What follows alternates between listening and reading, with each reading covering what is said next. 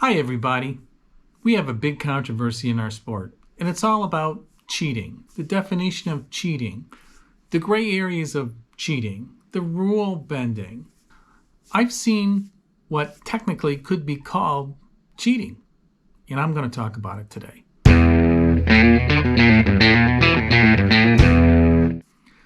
I've been co-angling for about 5 years now, probably been in 100 tournament days underwater. I haven't seen any outright cheating. I haven't seen people jamming weights into fish. I haven't seen people using real bait. I haven't seen people grabbing bass out of baskets or tubs or pens or stringers they left there the day before. I've wondered about it sometimes when, it's a really tough tournament and some people come in with some really big bags, but I've never seen it. But it's the little things. Let's take this for an example. You blow through a no-wake zone. Technically, that breaks the sportsmanship rule. I've also seen where you cast into an area where it says no fishing. A lot of times boat docks have been marked no fishing. I'll take Lake of Egypt in Illinois as an example. It's a private lake. The local rule is no fishing within 10 feet of a dock. Yet I've seen people throwing their lures within 10 feet of a dock. In fact, I've seen people I thought were in tournaments skipping jigs underneath docks, but I couldn't say it for sure. They put little ribbons on your boat, and there was no ribbon on that boat. And I saw a few boats doing this, but when I got back into the weigh-in, those boats kind of looked familiar. What would you have done? I couldn't say I conclusively knew it was them. I didn't know them. I didn't know they were in the tournament, and I couldn't have said in court, yeah, I saw them doing that. But it made me think a lot because we all know there's a lot of fish on docks and under docks, and if you can't fish the docks, that's a huge disadvantage to everybody else. What about the information rules? Perhaps the biggest controversy that's out there is the no information rules. Some of them are kind of confusing. BFL rule number 4 talks about the purchasing of information, which you can do or hire a guide up until the registration deadline of the tournament, which is only a week before. You just can't do it, in the week.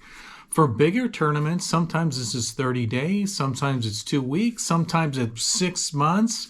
And that's where a lot of people get into trouble.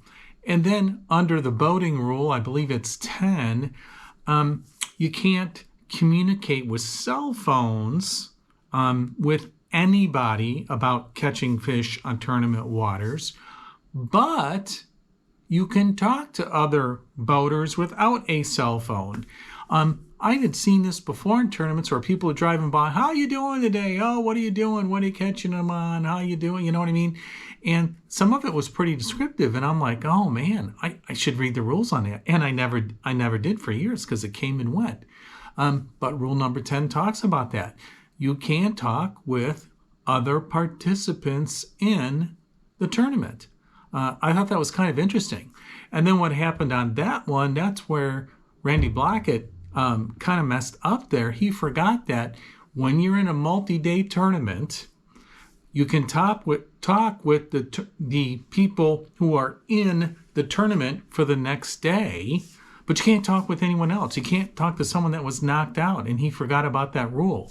They do remind you during those tournaments when they call you up. At least I remember this at the super tournaments this year. They do remind you about that rule.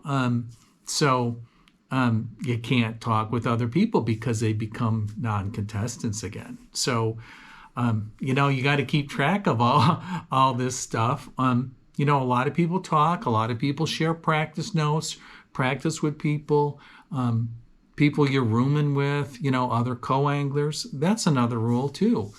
Co-anglers giving up boat positions or techniques from other boaters here. You can't do that. In multi-day tournaments, they talk about that being the boater's fish. And if a co-angler tells a boater on day one about some fish, he can't take his day two boater there because he gave his fish to the day one boater. Pretty interesting, huh? Let's talk about sportsmanship. Rule number 9. Can't blow through a no-wake zone. You can't leave early out of a no-wake zone.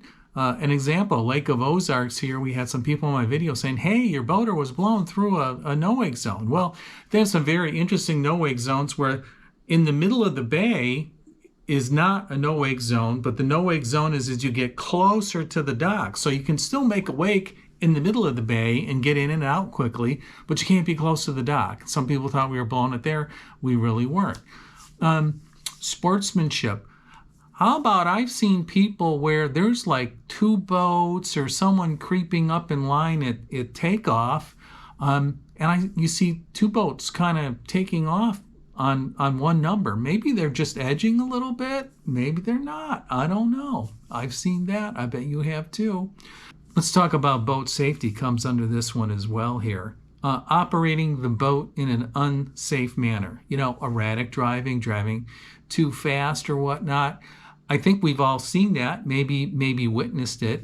Technically, that's a violation of the rules. You can be DQ'd from the tournament for, unsportsmanlike conduct for driving recklessly. And these days, that's a big safety issue.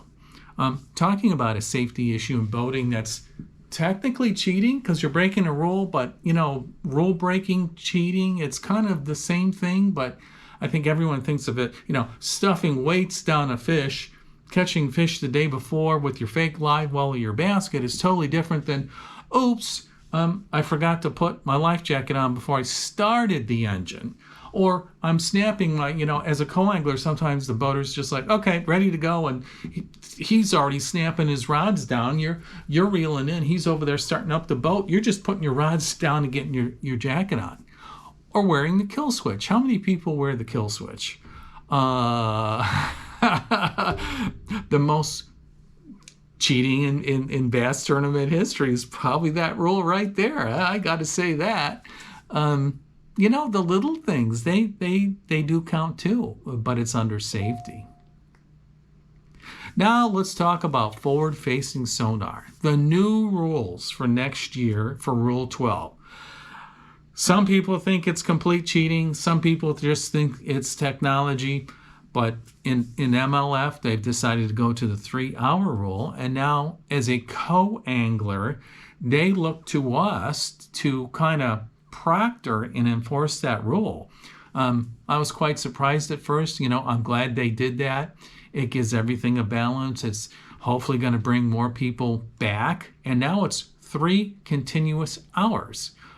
They say, the boater, he should start a timer. He should kind of essentially flag himself.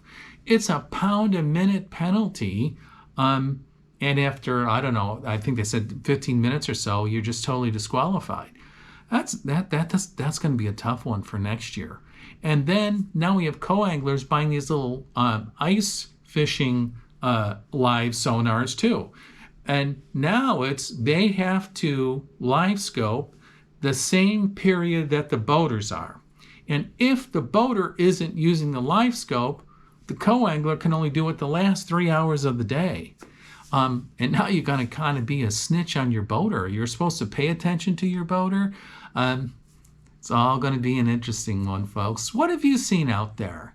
Have you seen the same kind of stuff? Have you seen something a little more blatant? Do you have an experience where you had to report something? I've never reported anything. I've never seen anything that I know that I could have reported that was, breaking those rules.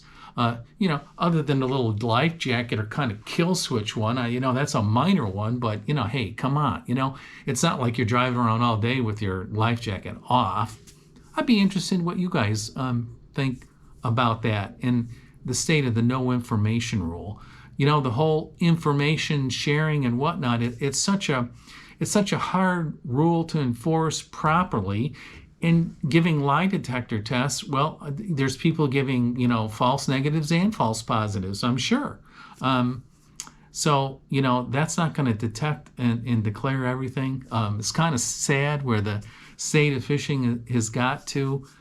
It's gotten a pretty bad name lately, and I really think they need to revise that rule. I know the NPLFL has updated that information rule, where it says you cannot solicit that information about fishing on those waters. Where in MLF it's like solicit or receive, and it's the accidentally receive that people are getting into trouble with a lot. You just overhear someone, you walk by someone comes up and just starts blabbing to you, about it before you can go la la la la stop. I remember I was on the boat with Drew Gill, and it was February.